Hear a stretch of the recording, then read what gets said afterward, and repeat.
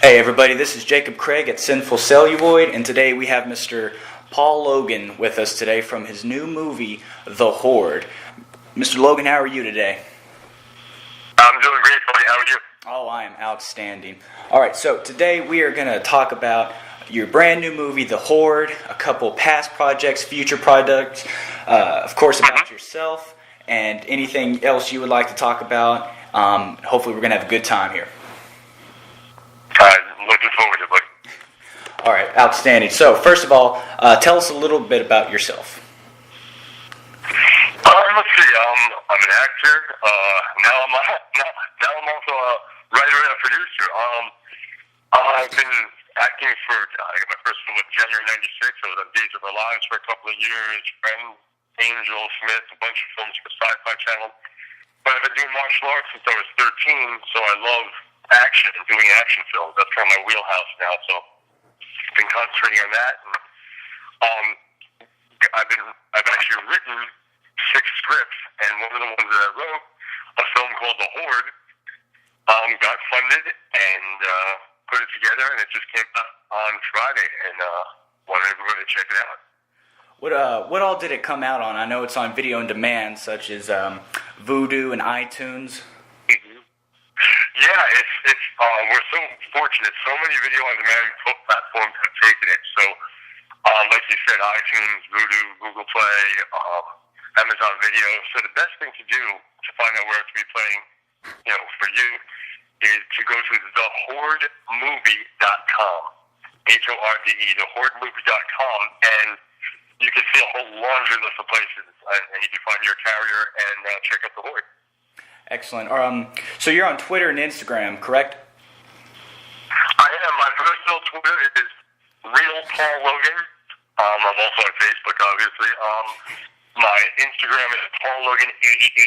So, and I always answer my own fan mail, my own tweets and everything. There's no one doing that for me. So if fans want to reach out, they can definitely reach out and get me, not some guy who's answering my stuff. I look at it like, if a fan or somebody has a question and they're taking the time to ask me something personally, I should have someone else answering that. Without the fan, I don't have a job. So I'm very, very thankful for all the fans and love to answer their questions and engage them.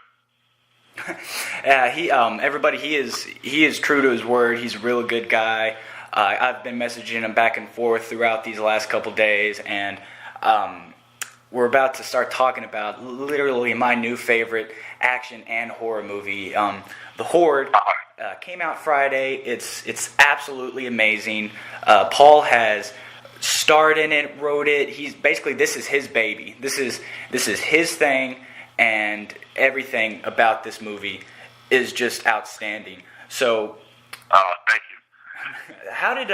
Where were you and how did you come up with The Horde? Were you just kind of brainstorming, or did it just kind of click? It's funny, The Horde was the last script that I had written, and I'd written a bunch of scripts before that, and I wanted to do an action film, showcase myself as an actor and as an action star, and show people what I could really do, given freedom of creativity. And I love action movies, obviously. I also love horror films. So, but I always thought to myself, most horror films are the same. It's a bunch of kids, they go into the woods, the killer or the killers hunt them down one at a time. You've seen it a million times, but you've seen that a million times because that's what the horror audience wants, expects, and enjoys. I always thought, what would happen if you had the same scenario, a bunch of kids off on a nature photography trip with their teacher, a bunch of cannibalistic, savage, evil, hills have eyes type people hunting them down. But you had one person in the kids group who was ex-Special Forces, who was an ex-Navy SEAL, who could fight back and turn the hunters into the hunted. So you have all the boo scares and gore and intensity of a horror film, but when the guy comes out at me with, the axe or the machete, it turns into this really cool action sequence. So you're satisfying both audiences. And I actually wrapped the whole thing up in this nice little love story because this guy, pretty much going through hell and back to save the woman he loves and these kids.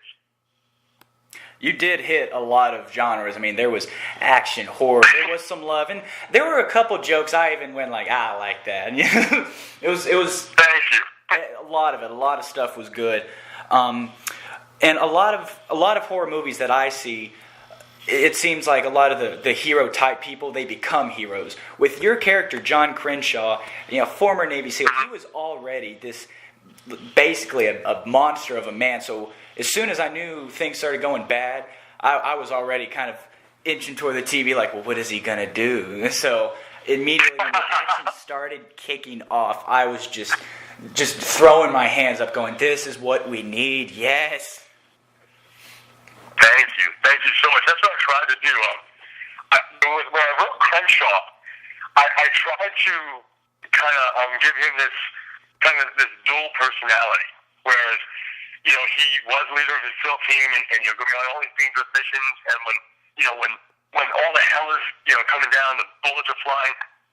That's where he was comfortable. That was his wheelhouse. That's where his comfort zone was. But now that he's given it all up, because he found this woman who he loved and wanted to leave that life behind, and doing his normal things like going to the grocery store or playing with his dog or figuring out how to propose to his girlfriend, the normal day-to-day stuff is alien to him. And I wanted to show that kind of alien awkwardness at the beginning with the character, and to the point where he gets to go on the camping trip with them, at the default, and he's packing his Beretta, and my fiance was like, "Well, honey, what are you doing?" And he's like, "Oh, I'm taking my gun with me," and she says, "Look, you're not that guy anymore." And that's one of the very, very poignant lines in the movie. That she's like, "Look, you're not that guy anymore," and she acquiesces, leaves the gun behind, and is trying to not be that guy.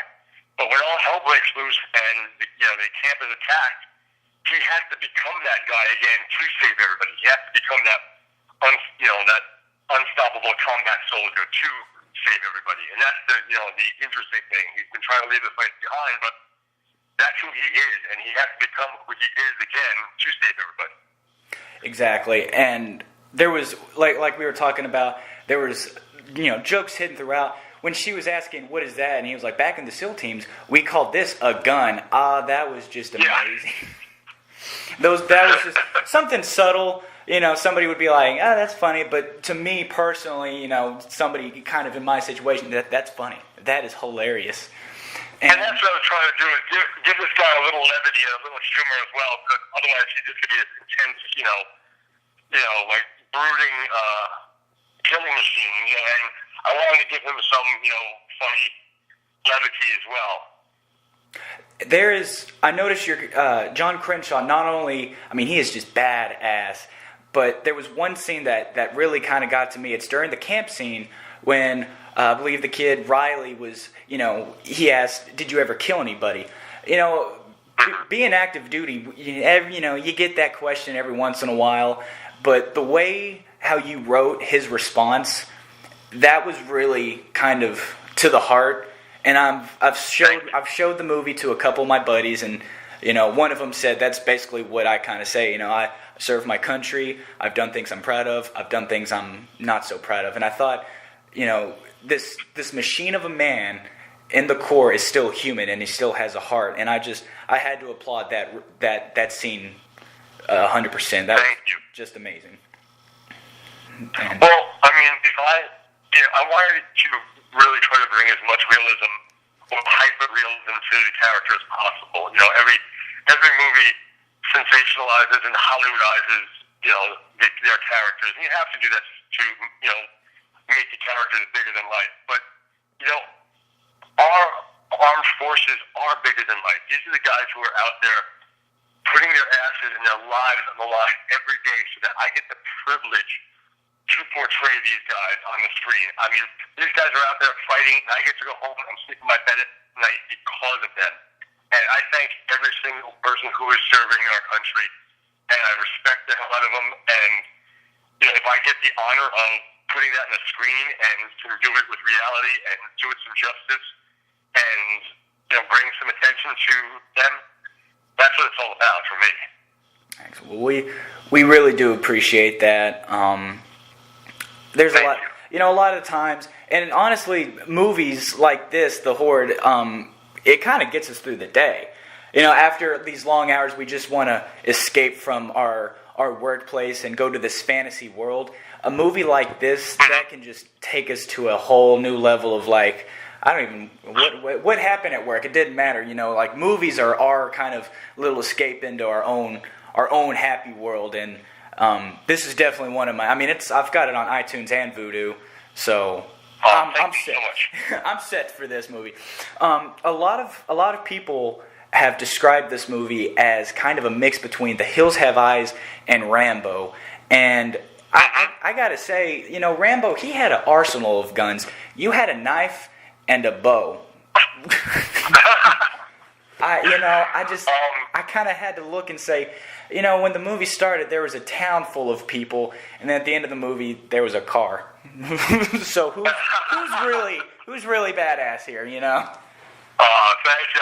Yeah, but with Rambo, again, I grew up loving, the old school action, movies, the Rambos, and the Rockies, and the Die Hards, Commandos, the Jean-Claude and the Seagal stuff. That was what got me into, watching action movies, Bruce Lee movies, and having. I always loved Sly's movies because what he did was he always brought a vulnerability to his characters. Like, it was this, it was this lone hero going up against, insurmountable odds, and there was that danger factor that, like, wow, this guy might not make it out of it. And that's what I wanted, to kind of pay, homage to in this, more new and, modern way. And that's what I was very careful about doing a mixed genre like this. It could have become campy real quick, and that's what I made sure that it didn't. I wanted all the actors to really, bring the fear and the realism, and all the fight scenes that I choreographed. I do a lot of mixed martial arts now, and that's a lot of your audience for the action film, the UFC audience.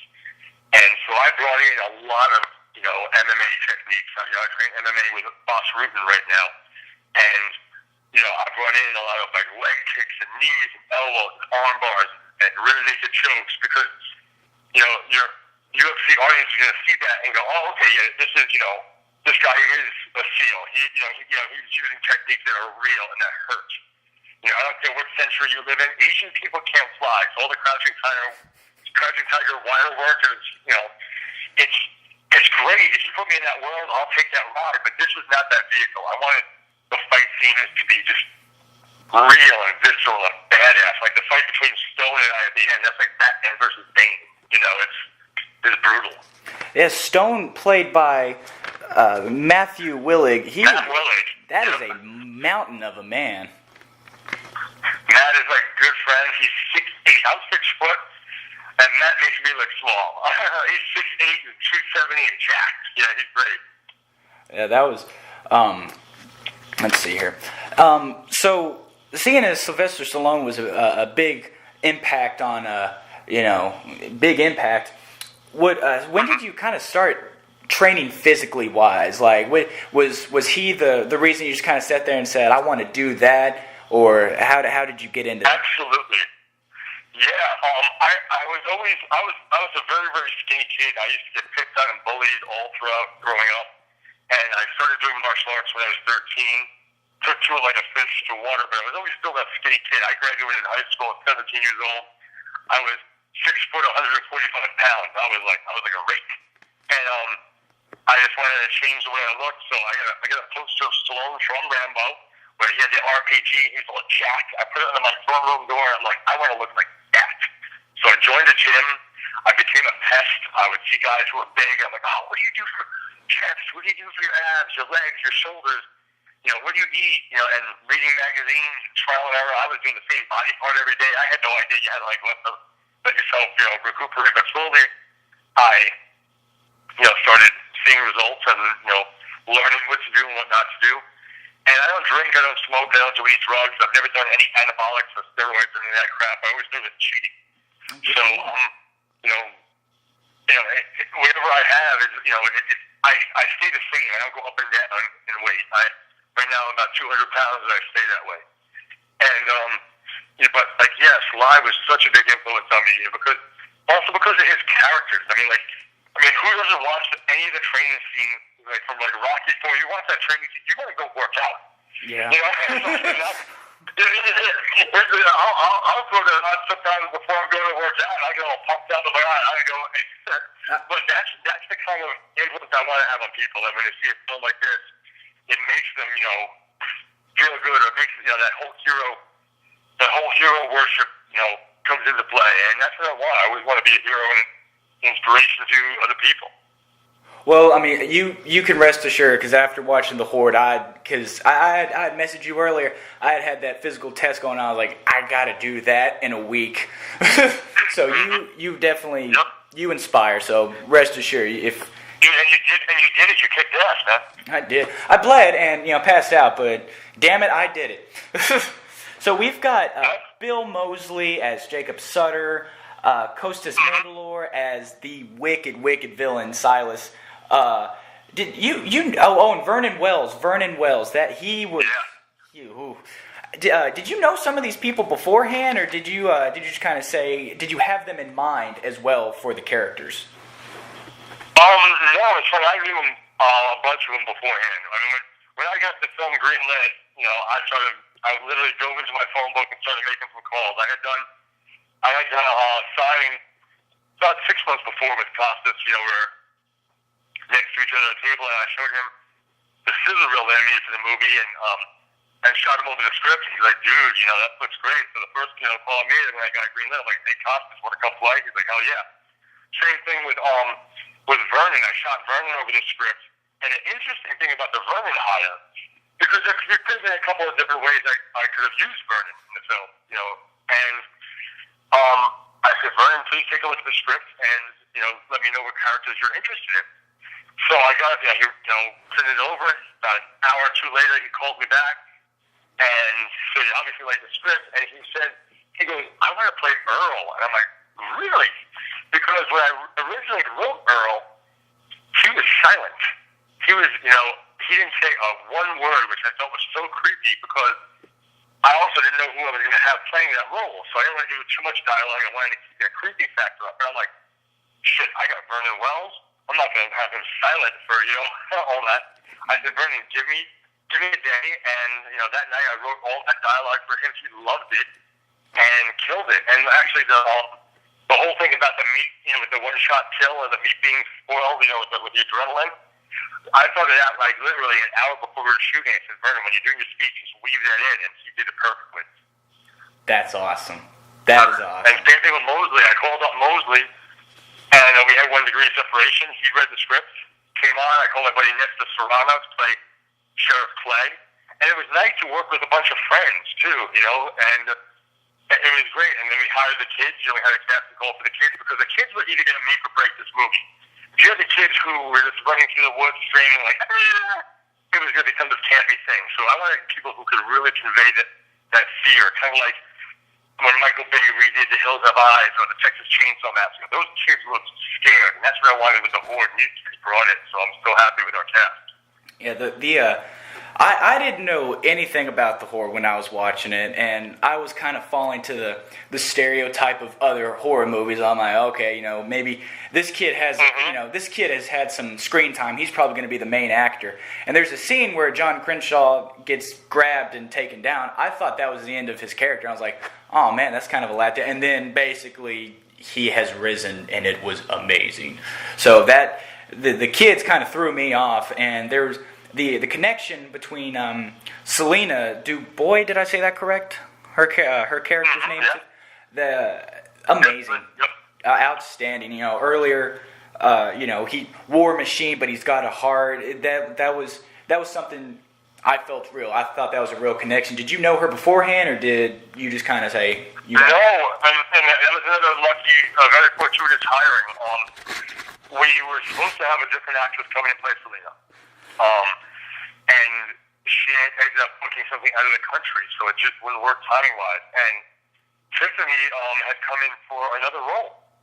And I said, I talked to Jared, my director, and I was like, what did I heard for Selena? And we had her read a little bit, and boom, she nailed it. But you want to hear some breaking news? Right in the middle of this interview, I just got an email. It came in. Yes, yes. that you're getting some like hot off the press breaking HORDE news. Ooh. That the HORDE has cracked the top 25 sellers in iTunes Foreign, number 24 right now. Outstanding. That is amazing news. I'm so freaking happy. That is awesome. Well, every one of them, man, I know they love it. So yeah, so you just got some breaking news hot off the press right now. I'm so happy. I got to say, John Crenshaw, I mean, yourself, just amazing shape, and the way you handled yourself, hand-to-hand combat, the way you held your gun. You know, you had finger control, which I think every other action movie never did, because, you know, they always run with their finger on the trigger. You know, that's a no-no. That's a no-no. So, for somebody active duty, thank you from my heart to you. Your finger touches the trigger when you want to kill something. That's it. I grew up in Texas. You don't point guns at people unless you intend to fire. Never have the trigger, and you did it perfectly. And playing a Navy SEAL, I've had to work with them, and they look like you. You looked just like them. So seeing you act, I'm like, that's probably what he does on a normal Saturday. Did you train with any Navy SEALs, or did you just kind of wake up and say, "Hey, I'm awesome"? Well, the thing is, like I said, I play special forces and detective and stuff, so I hate having that, non-realism show up. Like, you see the guy walk on the screen and holding a gun like Charlie's Angels, and he's supposed to be this badass, and you're like, no, you're not. But, so I've always, talked, anytime I get to train with people or talk to people I have friends with, the head of U.S. Marshals and stuff like that, so I always talk about protocol and stance and, how to clear a room, working your corners, just little things like that you could translate onto the screen, bring that realism, onto the screen for the people that are in the know, and even the people that aren't in the know, because your audience is so much more intelligent these days, and they can tell bullshit from non-bullshit, and I try to just keep everything real. And the funny thing with John is, he leaves the gun at the beginning. And I make, without giving any spoilers, I give, the whole thing at the end. You see that if he had the gun with him, this movie would be over in 15 minutes. Oh, yeah. If he had, how proficient he is, like, kind of like Keanu and John Wick, who is doing a serious amount of training. Keanu's, busting his ass, and his stuff looks good, and I wanted to try to, show that what this guy could do with a gun if he had it, but he just doesn't have it out there, so he has to improvise. Yeah, the way John basically played the whole time, my jaw was to the floor whenever it was revealed. I was like, "Oh, good for him! Kudos on him!" It was like it was smart, So John Crenshaw's not a dumb guy. He's super intelligent and super just. I wouldn't fight him. You can give me a bazooka, and I'd still be like, no, he'll find a way to disarm the bazooka before I even get. No, hell no. So and that's what I wanted to do to show that this guy was not like just a dumb muscle guy who can, run around and kick things. Like, he was a strategist. He was, kind of like I'm a huge Batman freak. I've been, collecting comic books. I'm a huge Batman freak ever since I was a kid. And he's like the best, martial artist, combatant, but he's the best strategist also. He was always thinking 5 moves ahead. That's what I wanted this guy to be doing as well. So we on your Instagram, I saw a photo of you and your Batman tank, and I was like, have you seen the new Batman and Superman yet? I knew you're a big fan. Of course, I was there opening day, and I'm a huge Batman freak, and I would love to play Batman. That would be the ultimate role for me. And when I heard Ben got cast, I gotta be honest, I was a little hesitant, a little leery of it, but I think he did a great job, and I thought the movie was really good. A lot of people bagged on it, But what did they expect him to fight for 2 hours? I mean, I got it. And it was also setting up the Justice League. So I personally liked it. I thought, and not every comic movie is supposed to be happy, because Batman, his parents are dead. That's not happy. There's nothing happy. But exactly. I like how it did set up for the Justice League very, very subtly, and like, okay, but totally. Yeah, I saw that you're a Batman fan. I just had to ask if you saw Batman, Superman.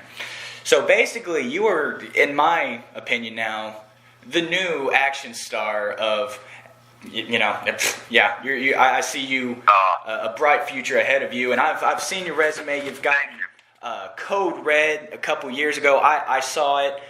I liked it. Very depressing, but very good. You had Mega Piranha, the Terminators, Cobra Gator. Are you gonna maybe do like a love movie, or like something romantic? I did. It's funny. Yeah, it's funny. I did a movie that's coming out.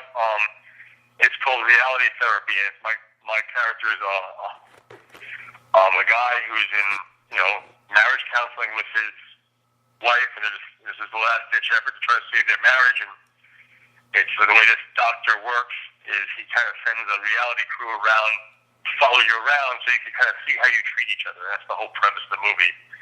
And there was no action in it. There was no, it was just basically just pure acting. And I did that because I wanted to show that, that I can do the drama as well, and I can act. And there's a stigma with action guys, a lot of them, that they can do all the action and they can't act. Or you have the opposite. You have guys who are amazing actors but can't do the action. I want to show people that I can do both, kind of like Hugh Jackman or even Statham. I think is a good actor, and that's what I want to show, that I'm can do.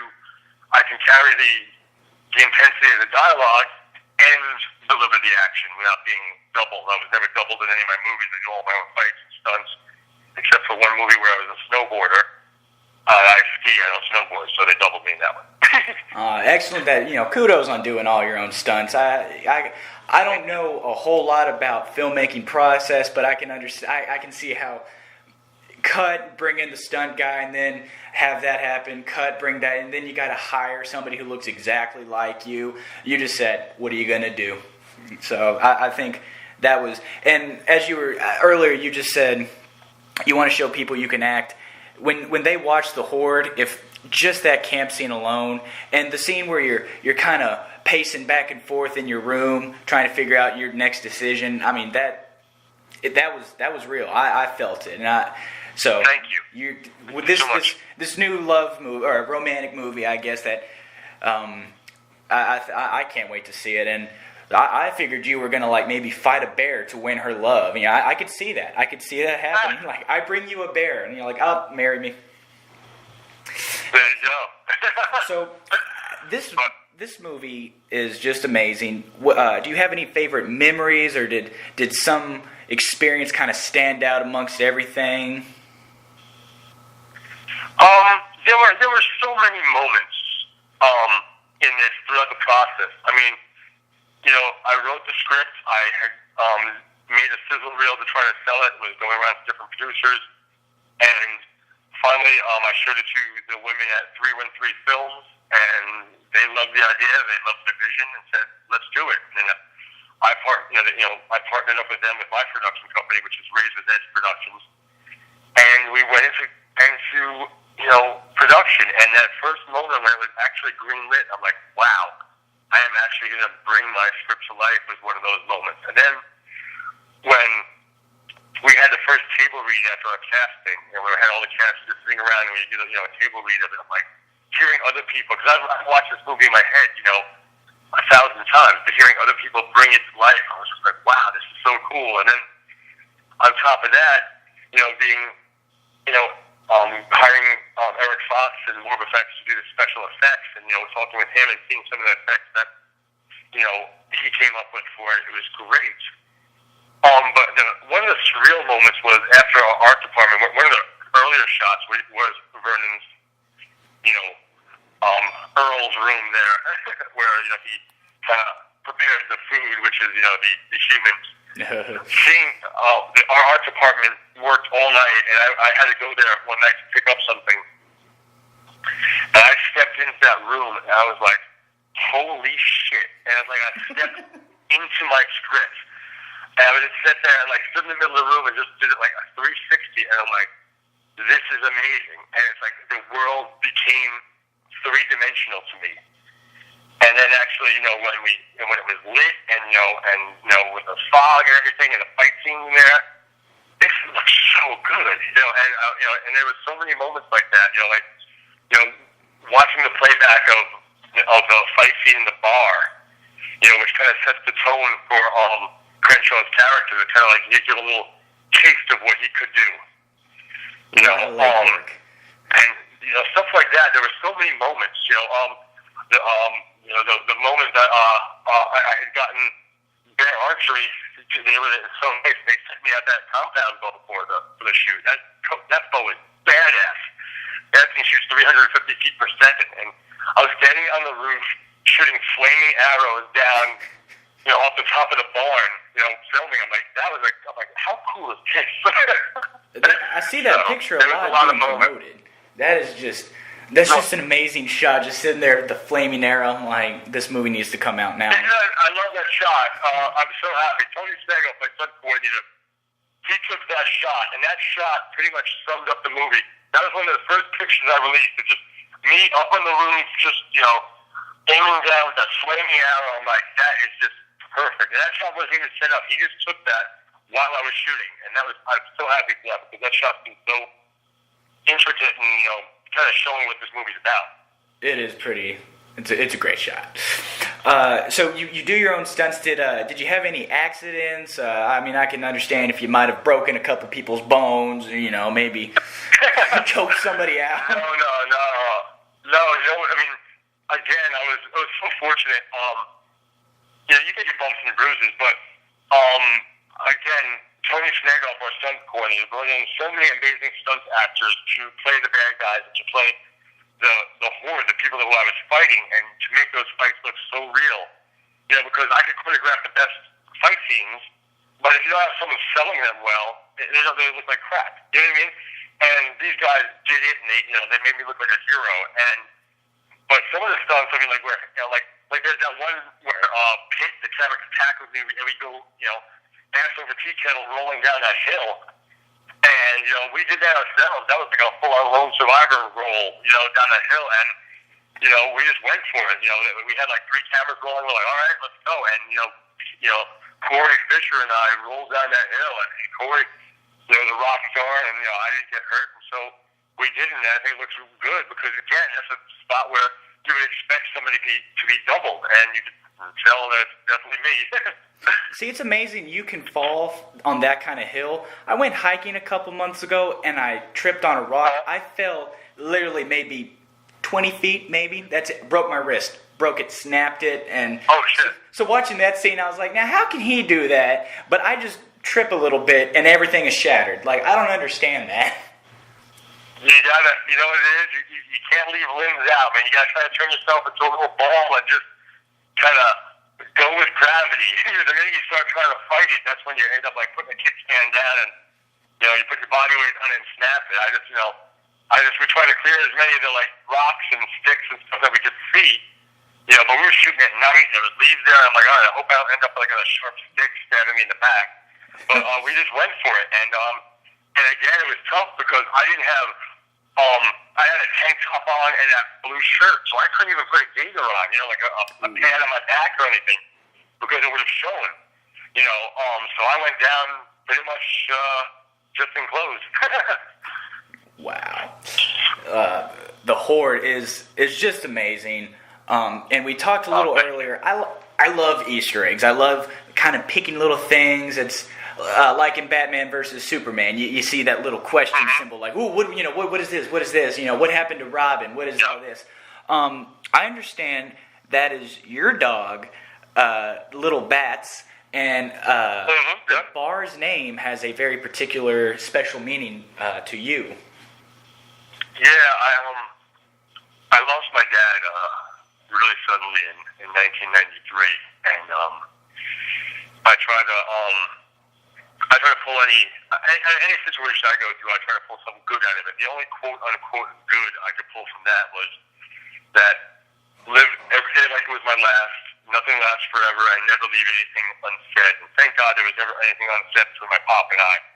But I learned again that just to always take life by the balls, and that you're not here forever. So just do things when you can.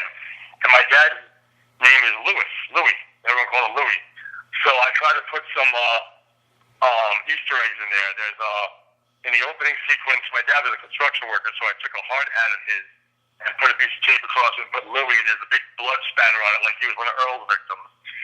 And then you have Lou's Roadhouse, this place where we stop at the beginning is another, kind of Easter egg. And if you look carefully, when I'm doing the rehearsal for the marriage proposal, there's actually a picture of my pop, and I was sitting on his lap, we're on a Chase Lounge, I'm like probably like all of 3 years old, and we're just hanging out in the backyard, and that's, a little picture in there. So it's like, these little things that, when you have the luxury of being, one of the producers, you can throw stuff in there and not have it, to detract from the movie, but I get to, pay some respect and immortalize my dad a little bit, Excellent. That's very, very kind, and it's very sweet of you.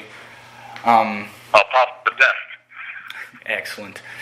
Let's see here. I think I have gotten most of my questions. Is there anything you, like I said earlier, if you want to make sure, do we get everything, you think? Yeah, maybe the next project that I'm doing is I'm waiting on doing 2 other films for 2 other people, but the next one that I'm doing that I wrote is a project that I wrote. It's called The Edge of Madness. It's basically like Die Hard in an insane asylum. Ooh. I do recall there was a thing I heard you say something. You had to go there and then you had to get eval, and that's how you got stuck in that situation? Yeah, in the scenario? Yes. In the premise for Edge of Madness? Yes. Yeah, what that one is basically, like I said, it's Die Hard in an insane asylum. You have this asylum that 2/3 of it is your normal, just, slightly mentally disturbed people, kind of like went through the cuckoo's nest people, open door policy, they go in and out during the day. But the other third of it is like a supermax prison. It's the worst of the criminally insane. Your Dahmers, your Gacy's, your Bundys, your Lecters. And there's one person in there who is like a Lecter type character, Mensa smart, pure evil. And he has just been insane by the courts and is being transferred out in a couple of days straight to death row in a supermax prison. So what he does is he orchestrates his whole elaborate escape attempt and lets out all the super bands into the general population, and they just start slaughtering everybody. And my character is a detective, and you come to find out that on his last case a couple of days ago, he was tracking a serial killer, tracked him to this warehouse, he got his gun, he got drawn down, and the guy's had a knife to this little girl's throat. So that, the killer says, look, let me go, I'll let her go. I'm like, fine, I drop my gun. He starts to lower the knife. All of a sudden, SWAT, surrounds the building, and lights come through the window, people are running up the stairs, and he's like, you lied to me, and ends up cutting the little girl's throat in front of me. So I grab him, I beat the guy half to death, cops coming in, I start beating the shit out of the cops, and then I grab the little girl, and I'm sitting there crying and like just sobbing and rocking with her. So they put me in the asylum overnight for observation. So that's how my character kind of gets roped into it. So I've got to fight my way out of this whole thing, with all these super bands, with nothing in there, and save this female doctor and kind of just, stop this huge escape attempt. Oh, wow. So that's the next one I'm doing. That sounds very intense. When do you start production for that one? I'm not sure. We're probably looking at mid to late summer on that one. We'll wait on a couple of things in that. So, but yeah, I will definitely let you know, brother. Excellent. So, actor, writer, producer, just everything. After acting, once the lights go off, what do you like to do? I can understand, obviously, the gym. What do you like to do for fun? What is a fun day for you? A fun day. I'm very active, like you said. I love to work out. Not just I like being healthy. I feel worse when I don't work out. So that's always a part of my day. But for I read a lot. Again, like I said, I don't drink, smoke, or do any drugs. But I've been collecting comic books since I was a kid. So I'm a huge Batman freak. So one of the rooms in my house here is my friends call it the 40-year-old virgin room. Remember the 40-year-old virgin get all those like action figures and stuff? I have a whole room that's like superhero memorabilia since I was a kid. And I play some video games. That's my little escape from reality. I'll go read a comic book or play a video game. Or like I said, I grew up fishing with my pop. I do some fishing. I'm really fortunate that my little nephew comes out here every summer, spends the whole summer with me, and my little nephew Mason, and he and I, we go to I take him to all the amusement parks. I'm an adrenaline junkie, so I love roller coasters. We go to the amusement parks, we go to Speed Zone, we go fishing. It's just great. I get to play dad for a while, and and then we get to have fun because I'm a big kid. And I play with like I said, I play with my pup. I love bats. And that's about it. Just that's my wheelhouse. I work hard and I play hard. Outstanding. So you said video games. What's in your console right now? Oh, I'm still trying to chew through. Because like I said, I'm a huge Batman freak. The Batman, the third Batman one, the Arkham Knight. I've been so involved that I haven't gotten through that one yet. And I've got a couple after that. There's the last Tomb Raider. I finished that, and I love stuff like that. I love third-person shooters, and all the Call of Duty, the first-person shooters, of course, Excellent. So I got a little catching up to do. Now I just thought of something. I know you love Batman.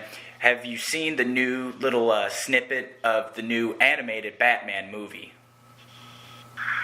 Oh yeah, I collect. I watch all those Batman animated movies. I have them all. I think Warner Brothers does a great job with their animated stuff. I got super excited. I'm so surprised that Marvel doesn't. Marvel has a great track record with all the live action stuff. Like this, Captain America: Civil War last night. It was great. But I'm surprised that they don't do more stuff with their animated stuff. I wish that. Well, I noticed they do a lot of the Lego video games. I noticed they do a lot of video game wise, while DC just kind of slowly waits and be like, well, this is our product. And like, wow, that was amazing. Outstanding. So I think we just covered everything. Everybody, Paul Logan, check this guy out. Twitter, Instagram, Facebook. Check the HORDE. Check out the HORDE. Amazing movie.